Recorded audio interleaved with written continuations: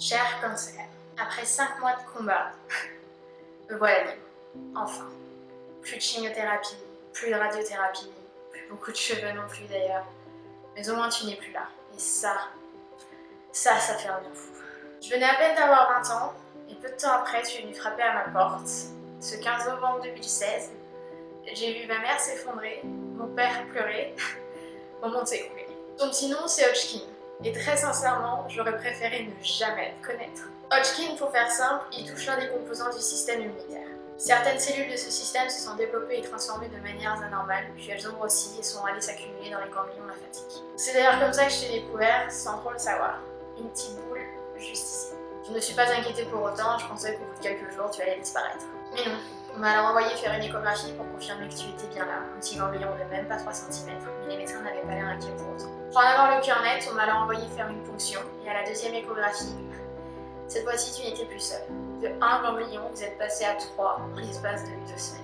Quelques jours plus tard, les résultats sont tombés, le combat pouvait commencer. De son nom barbare, Hodgkin est en réalité le moins méchant des cancers, celui qui se soigne le mieux, celui à choisir si l'on doit en avoir un au cours de sa vie. Il n'empêche que ça reste un cancer, et très clairement, qu'il soit moins méchant, plus méchant qu'un autre, ça craint. Ma petite vie banale d'une ado ordinaire n'allait plus être la même. Cette routine que j'avais depuis quelques années et qui se rythmait à dodo, voiture, fac, devait s'arrêter. Valider ma licence? Non, Hodgkin en a décidé autrement, ce n'était pas pour cette année. Mais il faut se dire que ce n'est que partie remise. J'ai alors passé une batterie d'examens en l'espace d'une semaine, dont un qui a révélé que les cellules cancéreuses n'étaient pas seulement ici, mais également le long de ma trachée. Verdict, maladie de Hodgkin stade 2. A partir de là, le protocole était lancé, je devais faire 8 chimiothérapies en traitement à BBD. Ma première chimio, c'était le 2 décembre.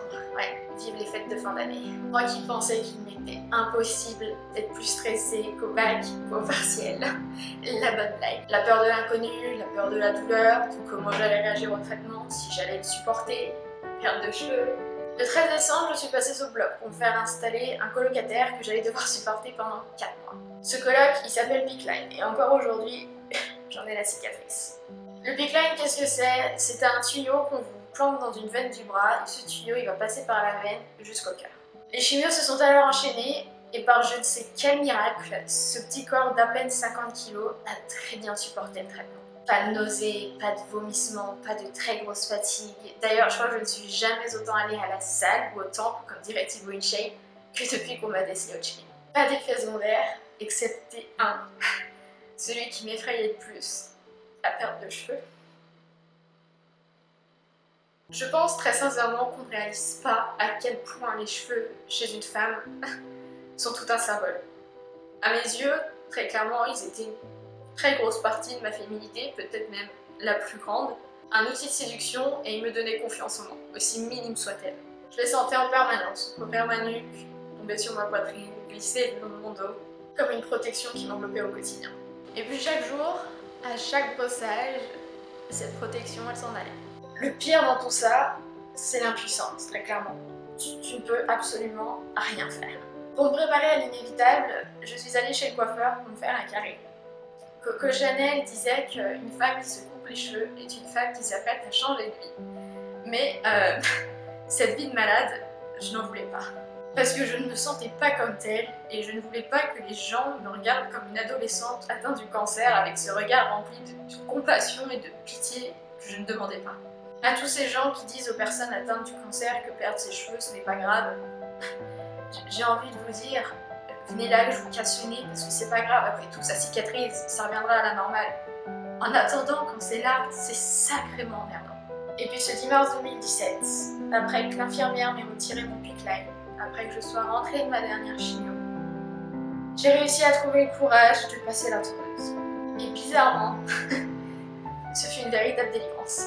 J'ai subi littéralement pendant plusieurs mois cette perte de cheveux sans ne rien pouvoir y faire. Et cette fois-ci, c'est moi qui prenais la décision d'y mettre un terme, de pouvoir recommencer à zéro.